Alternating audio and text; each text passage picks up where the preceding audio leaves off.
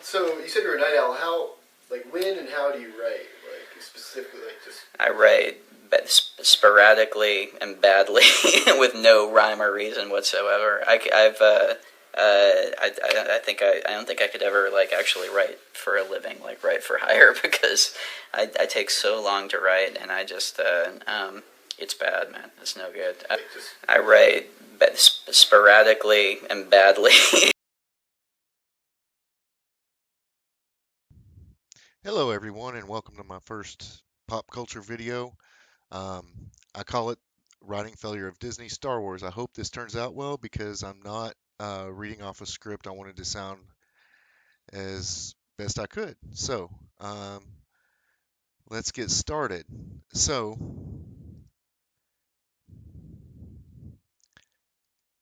if you enjoy this video, please like, share, subscribe. Let me know what you think. If I can do better.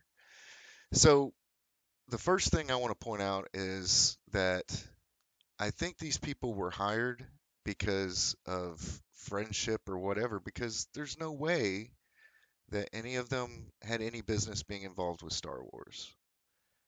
Rian Johnson admitted several times he couldn't write. He also admitted that he likes to, well, basically piss off the fan base. And what has it done? It's it's basically leading to diminishing returns for Disney and really, really bad storytelling. And I have a theory about why. The theory will come along as we go. If I start rambling, I apologize. I get to talking about writing and I go full bore. So without further ado, we'll be covering the overall failure of the consistency with the new trilogy and that consistency with what came before. The failure of characterization. In the new series, the only characters that had a backstory were the characters that George created with a backstory. There was zero world building. We didn't know anything, and we're going to get into that. The failure, the agenda-driven marketing, and I think there was more agenda in the marketing for Disney Star Wars than there was in the actual movie. Yes, there were a lot of female characters. Yes, there was a lot of diversity. But all that would have been fine if the characters were written correctly. I have no problem with any of these actors. Uh, uh, Daisy Ridley, John Boyega, they're all terrific actors. I've seen them in other things, and they're great. Especially Kelly Marie Tran. I saw a little movie that she was in. She was bubbly and bright and expressive, and just not in The Last Jedi. Then let's talk about what could have been. What could have been is a big deal. And then the attacks on the fans. To deflect, I think, is why they did this. And then we'll move into the disappointment of that we're learning that just about every significant person, I would believe, left with the trilogy, except for maybe Harrison Ford. But he didn't want to do it anyway. They're disappointed in the way and direction Kathleen Kennedy and Bob Iger and Disney has taken Lucasfilm in these movies. And now we're seeing, our last subject will be the turning of the tide, which, Collider, all these websites, everybody's starting to turn on Disney Lucasfilm, and rightly so. But they should have done it from day fucking one, and we'll get into that as well. So let's get started here. The failure of consistency. So here's the thing about consistency. When you're doing a sequel trilogy to an original trilogy that had a prequel trilogy. Now, don't get me wrong. I know the prequel trilogy had issues. But that overall consistency of story from the discovery of the Chosen One until he turned, that fall was very consistent.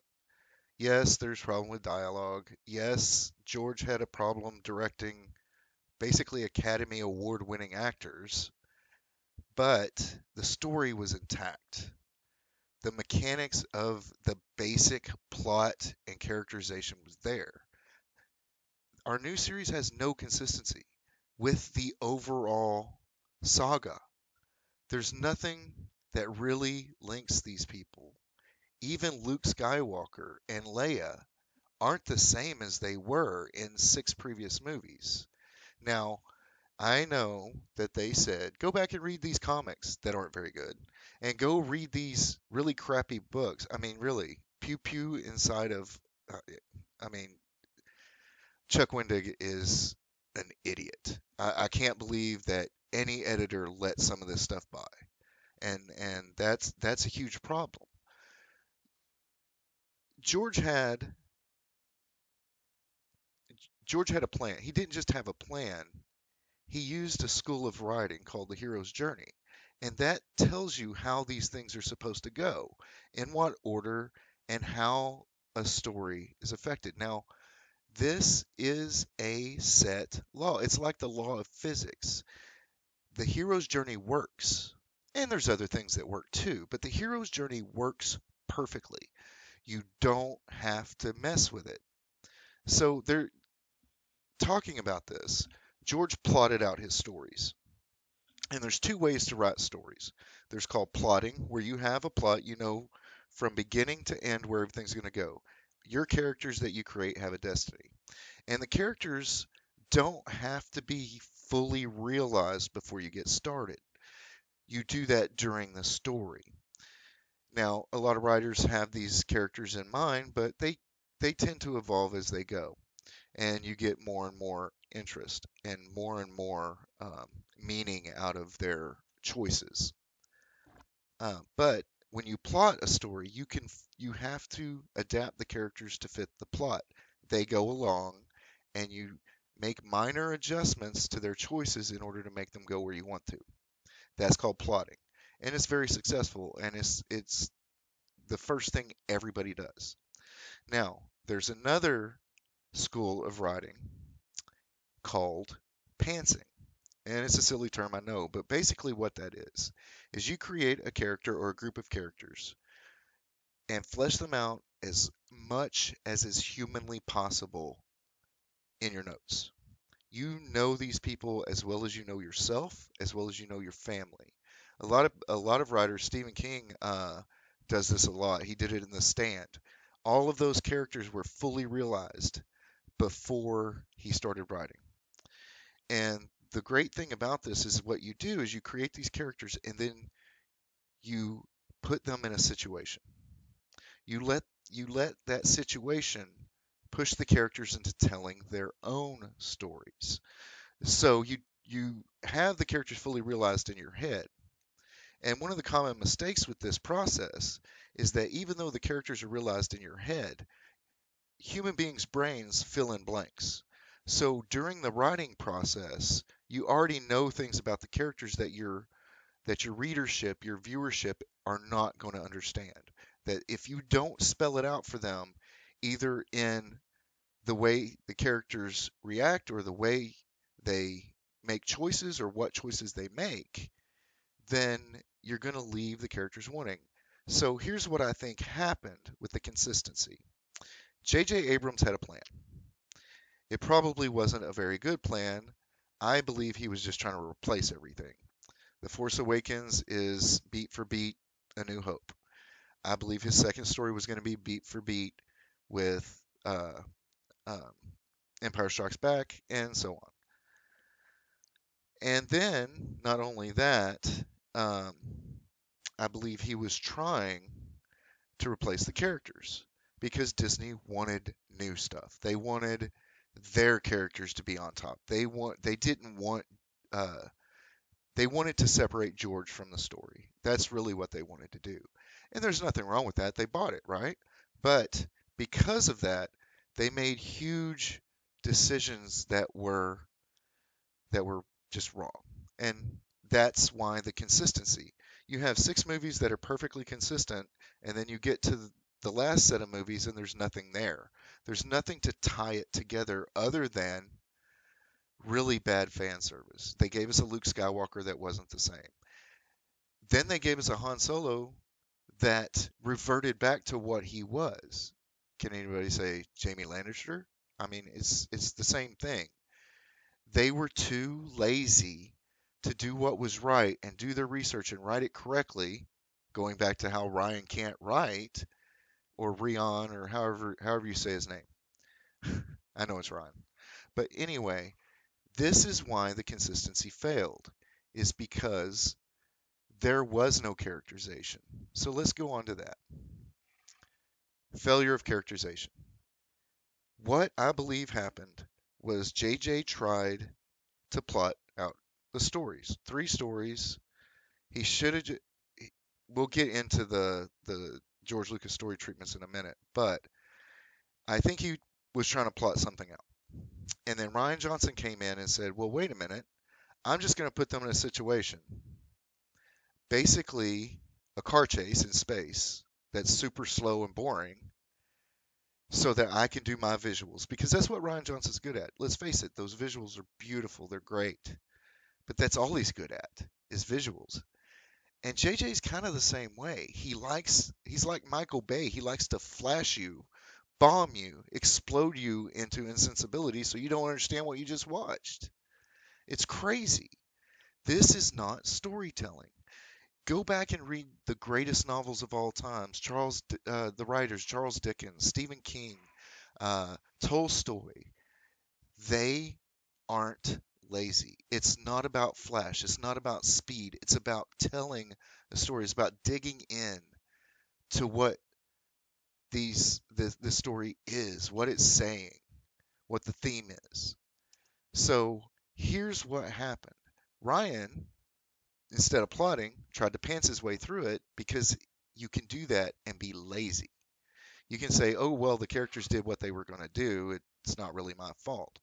And if you don't have a great foundation on writing, and by I mean I'm still learning how to write, and I've been doing this since I was in 3rd grade. So if you can't have that foundation of plotting something through and knowing about where you want to go, there's no way you can let your characters drive the story, especially if you do not understand your characters. And that's exactly what happened.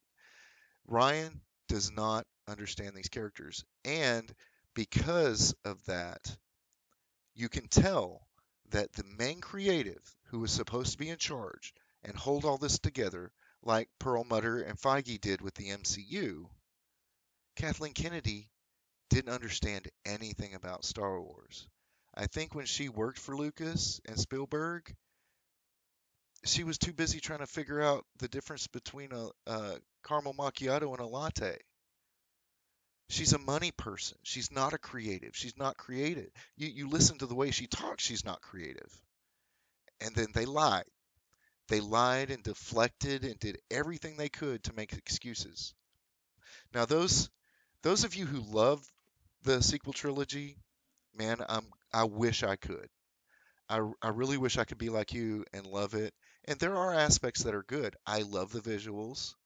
I love seeing the different lightsabers. I love seeing that first scene where Kylo Ren stopped the blaster bolt. I thought, oh wow, he's gonna be a progression from Darth Vader. He's gonna be a Sith Lord. And then he turned out to be a whiny child like Anakin was in the beginning.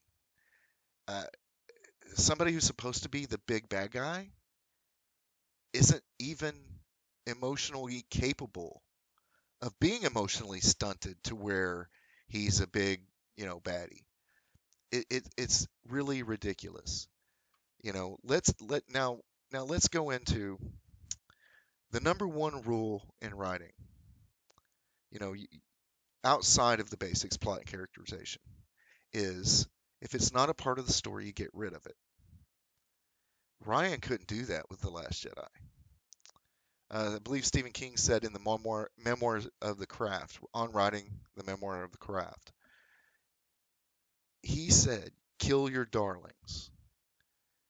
It's gonna hurt, but you got to get rid of the stuff that doesn't go with it.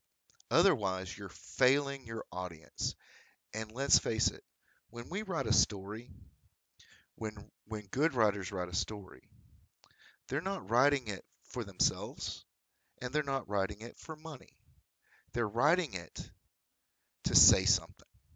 And sometimes they don't even know what they're trying to say. Now, to go back and say, I'm going to put this junk, you know, Canto Bight was what, 30 to 45 minutes, and it should have been 10. It should have been 10 minutes. There was a whole lot in there that had nothing to do with the story. But because Ryan liked it, he kept it in there. The other side of that, Ryan didn't bother to put other things in there. He didn't bother to explain how his B-1 bomber escapade worked in space. Okay, you could have told us it was magnets and this is the way it worked. You could have showed us that. You could have showed us them equipping it or something. You could have said, okay, there is, when they drop, there is a blast of air or something that pushes them, and then when they hit space, they keep going. The problem with this is it wasn't explained. It wasn't shown. It it was left up to the viewer's imagination, and viewers got taken out of the story, and that's a sign of lazy writing. That's all that is. If you're watching a movie and you sit there and go, "Oh, I think I'm going to look at Twitter," or I need to go to the restroom," or what you need to do is write a story that keeps people in their seats, keeps them staring at that screen. A great example of this was the Joker. You didn't ever knew where it was going to go the first time you saw it. You didn't know what was real, what wasn't. You were on the edge of your seat. You didn't want to go to the restroom. You didn't want to look at your phone. You didn't want to do anything else. That's the way this is supposed to be. So now let's talk about the overarching themes. The prequel trilogy had the fall of Darth Vader. That was the theme. That was everywhere he was going. When he got angry in episode 2, you heard the Imperial March. When he was arguing with Padme and he's telling her he couldn't sleep and you could see, and if you read the novel, it explains it a little bit better. This man started having dreams that kept him awake and decided not to dream. So throughout that, or decided not to sleep. So throughout that whole movie, he didn't sleep. Throughout those days and days of this, what happened? And it does. I mean, you have to suspend your disbelief because it's a 2-hour movie, but the progress from the beginning of Revenge of the Sith to the end took days, if not longer. And in the novel, you saw him deteriorating over time, and it was because he was strung out. He was an addict and strung out. He got no sleep. He didn't know who to trust. So Palpatine took advantage of that. So the overarching theme of the prequel trilogy was the fall of Vader, and it was done well. And you can argue the acting was poor and the dialogue was childish, but you cannot deny that that plot worked. Then we get to the original trilogy. The overarching theme of the original trilogy is the redemption of Anakin Skywalker and the growth of the one good thing that he did, have children, and the growth of those children saving him. That was powerful. And it was powerful to everyone, not just children. The very first movie I ever saw in a theater, my parents took me to Plano, Texas, to a drive-in theater. I was 3 years old. I saw Star Wars. It wasn't A New Hope, it was Star Wars. And I never looked back. I never wanted to look back. I, my parents loved Star Trek, and I like Star Trek, and I watched all of everything, all the way up through and including the first season of Discovery. But Discovery was so bad I couldn't do it anymore. And I'm really scared to see Patrick Stewart done the same way that Mark Hamill was, and I'm afraid that that's exactly what's going to happen. As Gary Roddick has said, uh, you know, bad re bad robot, bad reboot. They all go to this school of mystery boxes, and mystery box is a scam. You either write a freaking story or you don't. You either tell their backgrounds or you don't. You don't hide things. You don't say this is a cardboard character right up until the end. And that's why JJ fails the end. Because the mystery box is a scam. There isn't shit in there. I promise you. And we're gonna see that with the Rise of Skywalker. I hope I'm wrong, but I'll see it the second week. I don't plan on seeing open weekend, and I plan on getting a pass so I don't have to give my money to Disney Lucasfilm. But now let's get to the sequel trilogy and let's talk about what happens there. So the sequel trilogy has no theme. It has no theme, unless you might consider Rey is all powerful a theme, because that's all there is to it. There's nothing to it. You've got, you from The Force Awakens, which could have been taken and made a good setup. You could have taken The Force Awakens and made it a good setup and had the middle movie, just like the original trilogy, be the best one, in my opinion. But he didn't. Rian Johnson did his own thing. He didn't care about the characters. He didn't care about the story. He didn't care what came after. He wanted to flash and show flash because he was compensating. He was compensating for his proverbial inadequacies as a writer. And that's what happened. There's nothing there. There's no story. So JJ's going to have to cram 3 movies into one long movie. And it's not going to work because they're not done that way. You can't do it that way. That's why, for those of you who are fans of Wheel of Time, um, that's why the Wheel of Time began as a 3-book story. And then it grew into like 13 or 14 books because those characters grew. The story had to keep going. You had to understand how it ended, and it took a lot more than 3 novels, 3 pretty large novels, by the way, to get there. So if you try to cram everything into a movie because Rian Johnson didn't pick up where you left off, didn't answer any of the questions you were supposed to answer, then that's what happens. You break it, and it's broken. And everybody sees that now, and we'll get to that in a little bit. Now, let's talk about the agenda-driven marketing. So this is what turned fans off. Now, I do know that everybody knows that there's a lot more women, there's a lot more diversity in Star Wars, and that could have been done correctly. I mean, those actors are actually pretty good actors. The problem is that we go back to characterization. They didn't write for those people. They didn't write to make the characters good. They wrote so that the characters, the background, and the flashy stuff is in the foreground, and JJ's really bad about that. The reason Star Trek 2009 worked where The Force Awakens didn't, in my opinion, is that he knew the characters coming in. And he changed some things that really pissed some people off, including me, but it was still a competent movie. But even in that, going back to the lens flares and everything, it's all about flash. It's all about flash. That's why everything is crumbling now. So, Kathleen Kennedy, they see this Me Too movement, this Time's Up movement. They see in their little bitty sphere, and it's very small sphere, and it doesn't include Star Wars fans. I mean, my wife rolls her eyes every time I want to go watch Star Wars, or I want to do something Star Wars, or I pick up a piece of old school Star Wars merch, or something like that. And she says the movies are good. She likes them, but she's not a fan. We're the fans, and we drive the money to this. Well, I don't know if it was come up with in committee or if it was just Kathleen Kennedy.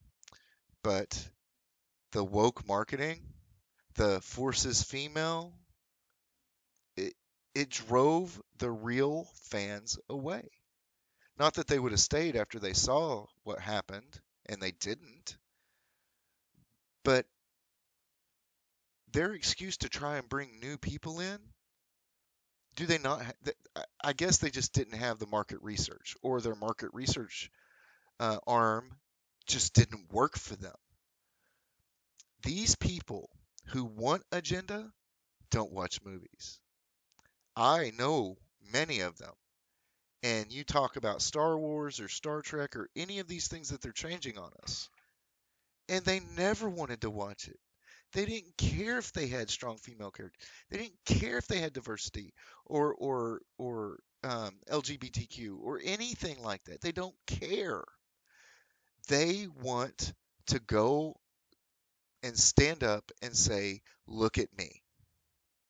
But they're not going to give you their money. They're not going to give you their loyalty. Even when we were upset with George, he still had our loyalty and he listened to us. Did he not take Jar Jar and put him kind of in the background? Hell, he even made Jar Jar form the frickin' Empire. He listened. You may not like what he did, but he listened. And he didn't do what Disney does and call us a bunch of names, insult us, make us feel bad, and tell us to give them their money, our money anyway. That's what happened. It is basic writing 101. You take a look at how the previous 6 films are set up and made, and you do the same thing with different story, with an overarching theme, with great characterization and either a good plot or a character-driven plot that the characters are so good you don't even know it's not plotted. So let's now talk about what could have been. Now there is an issue. Now let's talk about what could have been. There is an issue with, there was 45 years. Everybody wanted Heir to the Empire, and it was never going to happen. The de-aging is very expensive, and if they had recast people, this is what I believe they were thinking. If they had gone, if they wanted to go with the Heir to the Empire series and had said, well, we can't de-age everybody, so we're going to have to recast, the fans would have been upset, and rightly so. Mark Hamill's out there. He's been basically talking about this since Return of the Jedi was done in theaters, that he wanted to come back as the old wise teacher that Obi-Wan was. There's interviews where he spoke about this, and where he had called George and talked to George about this after the prequels. And the fans just wouldn't have been happy if they'd have. Han, Mark Hamill, Carrie Fisher, and Harrison Ford were still alive. They could have brought in Obi-Wan to do a voice for a Force Ghost. They could have done many things, but they didn't. They decided that they were going to do something new, that they wanted to bring new fans in, that they wanted to be flashy. Now, let's get to the story treatments that George wrote. I think that, again, I understand their decision not to use them. They saw the backlash to the midichlorian thing and probably thought these story treatments were more of the same, and didn't want to be caught in the same backlash that George Lucas took with the midichlorians in the original trilogy, or in the prequel trilogy, because of the hate on the midichlorians, taking it from a overall supernatural thing and scientifically explaining it. Now, personally, I didn't have a problem with midichlorians. The majority of the people that we see on screen and in the main character part of the movies are human. And we humans have this thing. We must explain Everything that we ever considered supernatural was science. And I think that's what George was trying to say. It just didn't come across very well. Now, what could have been? They could have gone to Crucible. Crucible took place 45 years um, after Return of the Jedi. Luke is a Grand Master Jedi. Han and Leia are still going on missions, and they get called out. And this, if you have never read it, it's a very good book. I love it. And shout out to Ryan at RK Outpost. He's also said this. They could have taken that and adapted it. It would have worked perfectly with what they were trying to do. They could have introduced um, uh, Jada Solo. Jaina Solo is a bad bitch. She just is. That could have been your female lead. You could have adapted that book, and everybody would have been happy, and you'd have made a gazillion dollars. You could have sold every toy you ever made. You could have ruled the world, and nobody would have been angry at all. What could have been? It's sad. It's sad. It's it's not just one thing that tore this apart. It's many different things. Number one, a story group. You're trying to write something by committee, it never works. You can't write by committee. Not a committee that has no clear understanding of the characters and story and theme of the original series or the original trilogy and the prequel trilogy. I believe they just didn't understand it. They were diversity hires. They weren't the best people for the job. The best people for the job would have been Troy Denning. It would have been these writers. It would have been a group of these EU writers who could have sat together and taken a look at all the material they had and adapted something that would have been fantastic and given it to a director and let the director use that template to make an amazing movie. Instead, I don't know what it is nowadays about writers and directors being the same thing. It convolutes everything. You have a job. If your job is to direct the script, you direct the script. If your job is to write the script, you write the script. If you have the same person doing the same thing, both of those things, it's too much. Some people can pull it off. Some people have. They're geniuses. Tarantino is a genius. I'm starting to think the cat that made the Joker's a freaking genius. Granted, he had, Scorsese in the background or whatever, but you know, this is this is not genius. This is popcorn. This wasn't. I don't even know if they even believed it was gonna last past their 6 months after the DVD release. Any of this, and it's terrible. One of the Star Wars changed everything. Star Wars created Pixar. A lot of people don't even know that. George Lucas created Pixar. It changed how movies are made.